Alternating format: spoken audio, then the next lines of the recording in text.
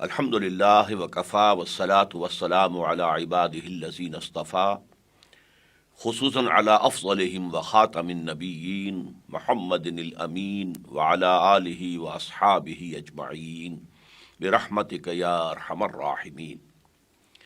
اما بعد فقد قال اللہ تبارک وتعالی کما ورد فی سورۃ الاحزاب اعوذ باللہ من الشیطان الرجیم بسم اللہ الرحمن الرحیم ما كان محمدا ابا احد من رجالكم ولكن رسول الله وخاتم النبيين وكان الله بكل شيء عليما. وقال تبارك وتعالى كما ورد في سورة المائدة اليوم اكملت لكم دينكم واتممت عليكم نعمتي ورضيت لكم الاسلام دينا. وقال صلى الله عليه وسلم كما ورد في سورة الصف یریدون لیطفئوا نور اللہ بافواہہم واللہ متم نورہ ولو کرہ الکافرون. صدق اللہ العظیم. وقال النبی صلی اللہ علیہ وسلم انما بعثت لاتمم مکارم الاخلاق او کما صلی اللہ علیہ وسلم. رب اشرح لی صدری ویسر لی امری واحلل عقدۃ من لسانی یفقہوا قولی. محترم ناظرین، السلام علیکم ورحمۃ اللہ وبرکاتہ. ماہ ربیع الاول کی برکتوں اور سعادتوں میں حصہ لینے کے لیے یہ جو سلسلہ گفتگو کا میں آج شروع کر رہا ہوں، اس میں آج کا عنوان ہے نبی اکرم صلی اللہ علیہ وسلم کی فضیلت کی اصل بنیاد. ہمارے ہاں نبی اکرم صلی اللہ علیہ وسلم پر ختم نبوت کو ایک بہت بڑا اعزاز اور اکرام بھی سمجھا جاتا ہے، اور ہمارا متفق علیہ یہ عقیدہ ہے کہ آپ پر نبوت و رسالت ختم ہو گئی، اور آپ کے بعد یا آپ کے اپنے زمانے میں نہ کوئی نبی تھا نہ ہوگا، اور جو بھی کوئی نبوت کا دعویٰ کرے وہ دجال اور کذاب، اور جو کوئی اس کی تصدیق کرے وہ دائرہ اسلام سے خارج. اس حوالے سے ہمارے ہاں ساری جو گفتگو ہوتی ہے بالعموم وہ سورہ احزاب کی ایک گفتگو کے حوالے سے، ایک آیت کے حوالے سے ہوتی ہے. ما کان محمد ابا احد من رجالکم ولکن رسول اللہ وخاتم النبیین. محمد صلی اللہ علیہ وسلم تم میں سے کسی مرد کے باپ نہیں ہیں، بلکہ وہ تو اللہ کے رسول ہیں اور نبوتوں کے ختم کرنے والے ہیں، نبوت کے ختم کرنے والے ہیں، اور اللہ یقیناً ہر چیز کا علم رکھتا ہے. اس آیت کے حوالے سے ختم نبوت پر ہمارے ہاں پرزور تقاریر بھی ہیں اور بڑی ضخیم اور مؤثر تصانیف بھی موجود ہیں. آج میرے عرض کرنے میں سب سے پہلی بات یہ ہے کہ حضور کے پر نبوت کے ختم ہونے کے دو مفہوم ہیں. ان دونوں مفاہیم میں ختم کا لفظ ہماری اپنی زبان میں بھی استعمال ہوتا ہے. مثلا ہم کہتے ہیں کہ آٹا ختم ہو گیا، پیسے ختم ہو گئے، اور اسکول کا بچہ کہتا ہے میں نے اپنا کام ختم کر لیا، جو ہوم ورک دیا گیا تھا وہ میں نے ختم کر لیا. تو اب یہاں دو معنی مختلف ہو گئے. ایک یہ کہ کوئی چیز پہلے تھی اب نہیں رہی، آٹا تھا اب نہیں ہے، ختم ہو گیا، پیسے تھے اب ختم ہو گئے. اور ایک یہ ہے کہ کوئی چیز مکمل ہو جائے، کسی کو مکمل کر دیا جائے، کہ بچے کو جو کام دیا گیا تھا اس نے مکمل کر دیا، تو اس نے کہا میں نے اپنا کام ختم کر دیا. اسی اعتبار سے ختم نبوت کے دو مفہوم ہیں. ایک یہ مفہوم کہ آپ صلی اللہ علیہ وسلم پر نبوت اس طور سے ختم ہوئی کہ اب آپ کے بعد کوئی نبی قیامت تک نہیں آئے گا، اور ایک اس مفہوم کہ آپ پر نبوت و رسالت کی تکمیل ہو گئی. اب یہاں قابل غور مسئلہ یہ ہے کہ پہلے مفہوم میں ختم نبوت واقعہ ہے، حقیقت ہے، لیکن اس میں فضیلت کا کوئی پہلو تو نہیں ہے. ایک چیز چلی آ رہی تھی، ایک جگہ آ کر ختم ہو گئی، تو فضیلت کیا ہوئی؟ بلکہ اس اعتبار سے نبوت کے بعد جھوٹے مدعیوں نے یہ دلیل اختیار کی کہ نبوت تو رحمت ہے، رحمت کیسے ختم ہو سکتی ہے؟ رحمت کا سلسلہ جاری رہے گا. یہ دلیل بھی تھی کہ نبوت لوگوں کی ہدایت کے لیے، انسانوں کی ہدایت کے لیے ہے۔ انسان ختم نہیں ہوئے، نبوت کیسے ختم ہو سکتی ہے؟ اس قسم کے دلائل سے انہوں نے اجرائے وحی اور اجرائے نبوت کے لیے ایک بنیاد فراہم کی ہے۔ بہرحال وہ بنیادیں تو جیسا کہ میں بعد میں آپ سے تفصیلاً عرض کروں گا، بالکل بے پادر ہوا ہے، ان کی کوئی حیثیت نہیں ہے۔ لیکن یہ کہ واقعتاً یہ کم سے کم ماننا ہوگا کہ ختم نبوت میں حضور کی فضیلت کا کوئی پہلو نہیں ہے، وہ ایک واقعہ ہے، ایک حقیقت ہے، اور چونکہ اس کی قانونی اہمیت ہے کہ ختم نبوت میں جو شخص رکھ نہ ڈالے گا وہ پھر دائرہ اسلام سے خارج ہے، وہ مرتد ہے، وہ کافر ہے۔ یہی وجہ ہے کہ ہمارے علماء کرام نے ختم نبوت کے اس پہلو کو بہت واضح کیا، بہت نمایاں کیا، اس پر ضخیم تصانیف لکھی، اس لیے کہ قانونی اہمیت ہے۔ کوئی شخص مسلمان رہا یا نہیں رہا، کوئی شخص دائرہ اسلام میں ہے یا خارج ہو گیا ہے، تو لہٰذا جو ہمارے فقہاء ہیں جن کے پیش نظر زیادہ تر جو دین کا قانونی پہلو ہے وہ رہتا ہے، انہوں نے اس کو خوب اجاگر کیا، اور اتنا اجاگر کیا، اور اتنا واضح کیا، اور اتنا مبرہن کیا کہ اس پر اب کوئی اضافہ نہیں کیا جا سکتا۔ البتہ اس کا ایک نتیجہ یہ نکلا کہ جو ختم نبوت کا دوسرا مفہوم ہے وہ نگاہوں سے اوجھل رہا ہے، یا کم سے کم اس پر جو مناسب ایمفیسس ہونا چاہیے، جو تاکید اور زور ہونا چاہیے تھا، وہ ہمارے ہاں نہیں ہوا۔ حالانکہ واقعہ یہ ہے کہ آپ کی فضیلت کی اصل بنیاد کیا ہے کہ آپ پر نبوت اور رسالت کی تکمیل ہو گئی۔ یہی وجہ ہے کہ عام طور پر ختم نبوت کی تقاریر میں صرف سورہ احزاب کی وہ آیت استعمال ہوتی ہے، حالانکہ ختم نبوت کے لیے میرے نزدیک جو اس سے زیادہ بڑی دلیل ہے وہ انشاءاللہ اس سلسلہ خطابات کے اندر آپ کے سامنے آئے گی۔ لیکن میں یہاں آپ کے سامنے یہ چیز لے آنا چاہتا ہوں کہ یہ اکمال اور تکمیل اور اتمام اور تتمیم، یہ عربی کے دو الفاظ جو ہیں، اکمال مکمل کر دینا، تکمیل اور زور سے مکمل کر دینا، اتمام پورا کر دینا، تتمیم پورے اہتمام سے پورا کر دینا، تو یہ دونوں الفاظ نبی اکرم صلی اللہ علیہ وسلم کے ضمن میں قرآن حکیم میں بہت کثرت سے آئے۔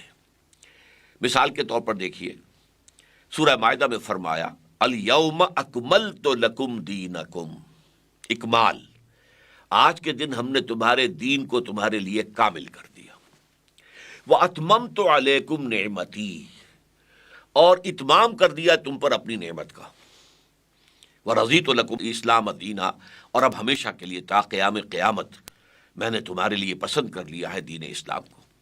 اب یہاں دیکھیے اکمال، اتمام، الیوم اکملت لکم دینکم، آج کے دن میں نے تمہارا دین تمہارے لیے تم پر کامل کر دیا، اور نعمت ہدایت، یہاں پہ لفظ نعمت آیا ہے، اتممت علیکم نعمتی، لیکن نعمت سے مراد اصل میں کیا ہے؟ ہدایت۔ اس لیے کہ اچھی طرح سمجھ لیجئے کہ دنیا کی کوئی شے نعمت نہیں ہے جنہیں ہم نعمتیں سمجھتے ہیں جبکہ نعمت ہدایت موجود نہ ہو۔ صحت نعمت ہے، لیکن اگر ہدایت نہیں ہے تو اس صحت کو انسان حرام کاموں کے اندر صرف کرے گا، حرام کمائی میں لگائے گا، غلط کام میں جائے گا، تو پھر یہ نعمت کہاں رہی؟ یہ تو زحمت ہو جائے گی۔ جتنا زیادہ صحت مند ہوگا اتنی ہی برائی کمائے گا، اتنی ہی حرام خوری کرے گا، ہو سکتا ہے اتنی ہی حرام کاری بھی کرے۔ اسی طریقے سے اولاد کو اگر ہدایت نہیں تو وہ نعمت کہاں رہی؟ وہ صدقہ جاریہ کہاں بنا انسان کے لیے؟ بلکہ ہو سکتا ہے کہ انسان مسئول ہو جائے اگر اولاد کی تربیت میں، جیسے قرآن کہتا ہے قو انفسکم واہلیکم نارا، اگر اولاد کی تربیت میں کمی خود رہ گئی ہے والدین کی طرف سے تو وہ مسئول ہوں گے، ذمہ داری ہو جائے گی، اور اللہ کے ہاں وہ اولاد کی نعمت ان کے لیے زحمت ثابت ہوگی۔ اس طرح مال اگر کسی کے پاس زیادہ ہے، اللہ نے دیا، ہم سمجھتے نعمت ہے، محض مال نعمت نہیں ہے جب تک کہ نعمت ہدایت نہ ہو۔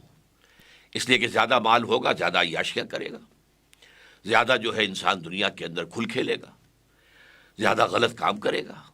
ہاں مال ہے، ہدایت بھی ہے، تو اب یہ نعمت ہے، اسے اللہ کی راہ میں خرچ کرے گا، غرباء و مساکین پر صرف کرے گا، اللہ کے دین کی دعوت کے لیے لگائے گا، اللہ کے دین کو غالب کرنے کی جد و جہد میں صرف کرے گا۔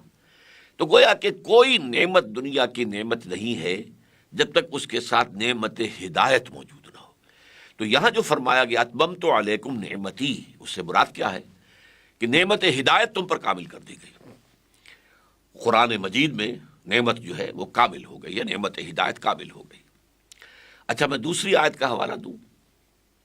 سورہ صف میں فرمایا یریدون لیطفئوا نور اللہ بافواہہم واللہ متم نورہ ولو کرہ الکافرون۔ اب دیکھیے یہاں تتمیم آ گیا، تتمیم، متم، پورا کرنے والا، یہ لوگ چاہتے ہیں۔ اور یہ مضمون دو جگہ پر آیا ہے، سورہ صف میں بھی اور سورہ توبہ میں بھی، اور دونوں جگہ اس سے پہلے یہود کا ذکر ہے۔ مراد کیا ہے کہ یہودی یہ چاہتے ہیں کہ وہ اللہ کے نور کو اپنی منہ کی پھونکوں سے بجھا دیں، جیسے مولانا ظفر علی خان نے کہا تھا کہ نور خدا ہے کفر کی حرکت پہ خندزن، پھونکوں سے یہ چراغ بجھایا نہ جائے گا۔ یریدون لیطفئوا نور اللہ بافواہہم واللہ متم نورہ، اور یہ تاکید ہے بہت، یہ نہیں کہا واللہ یتم نورہ، نہیں، اس لیے کہ وہ تو ایک فعل ہو جائے گا، یہاں فاعل، اللہ تو اپنے نور کا اتمام فرمانے والا ہے، فرما کر رہے گا، وَلَوْ كَرِهَ الْكَافِرُونَ، چاہے یہ کافروں کو کتنا ہی ناپسند ہو۔ اب دیکھا آپ نے، اتمام، تتمیم۔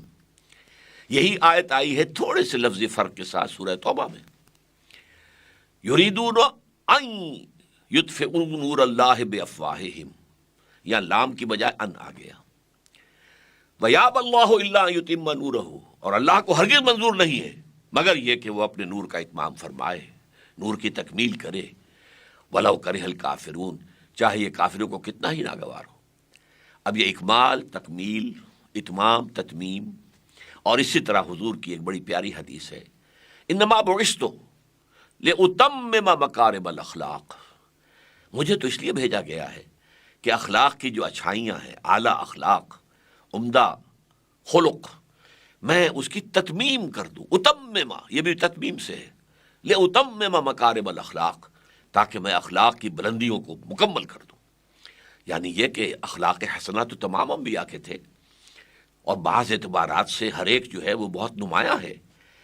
حضرت ایوب علیہ السلام کا صبر، حضرت ابراہیم علیہ السلام کا صدق، آپ بولتے جائیے، لیکن یہ کہ تمام انبیاء میں جو بھی مکارم اخلاق تھے وہ سب جمع ہو گئے ہیں بڑے حسین توازن اور اعتدال کے ساتھ ذات محمدی علیہ صاحب الصلاۃ والسلام میں، انما بعثت لأتمم مکارم الاخلاق۔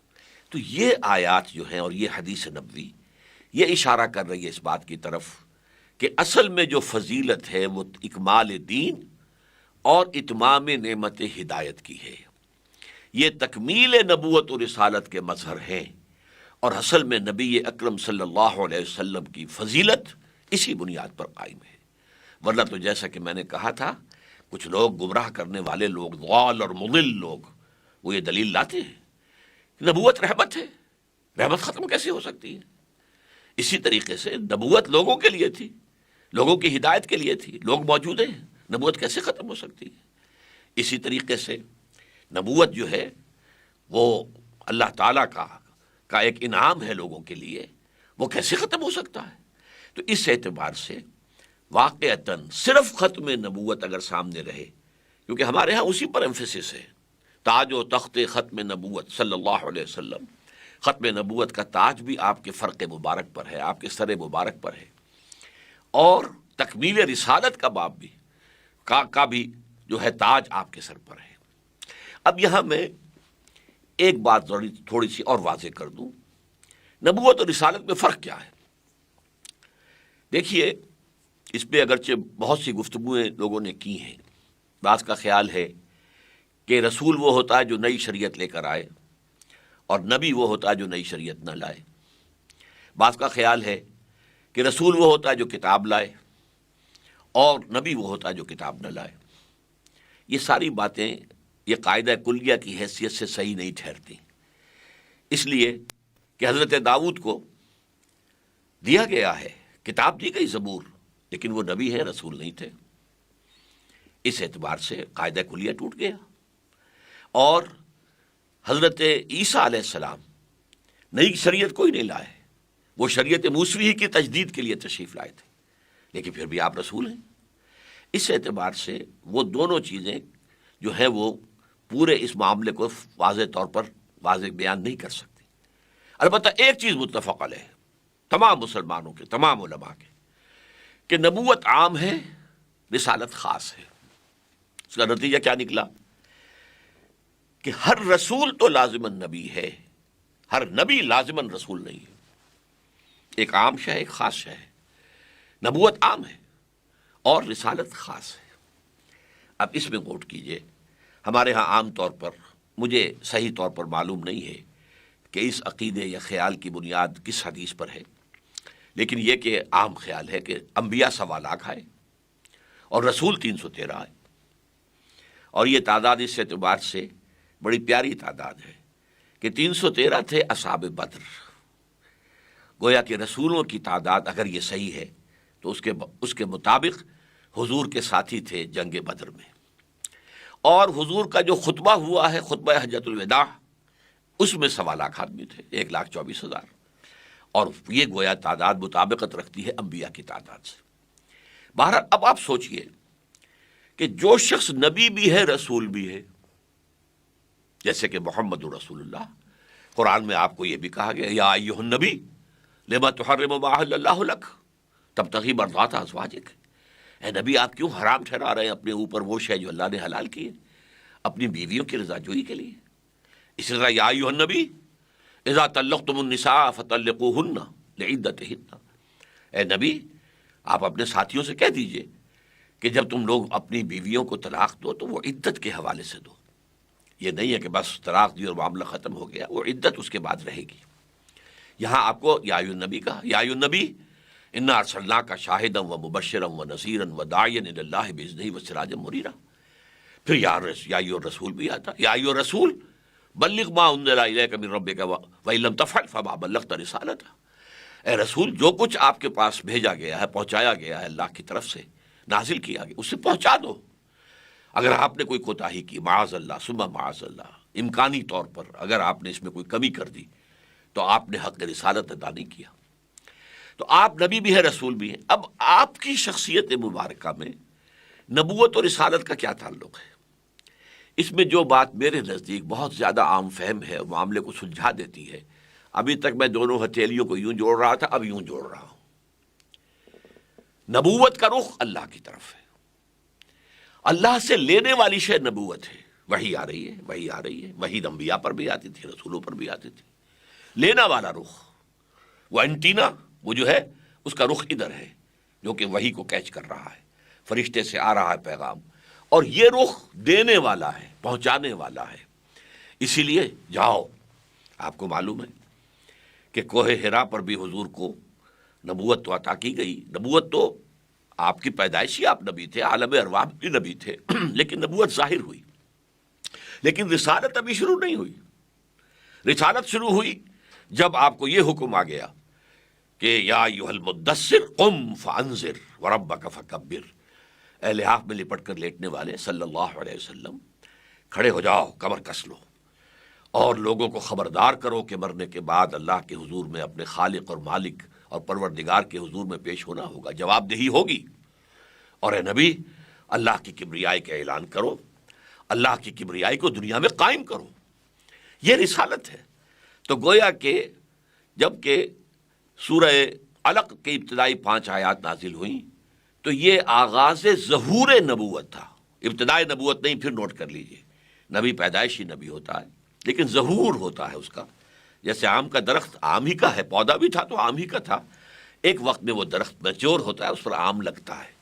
اسی طریقے سے حضور اگرچہ عالم ارواح میں بھی نبی تھے اور اس کے بعد آپ پیدا ہوتے ہی نبی تھے، لیکن نبوت کا ظہور کب ہوا؟ جب یہ آیات نازل ہوئی۔ لیکن رسالت یا ایھا المدثر قم فانذر وربک فکبر۔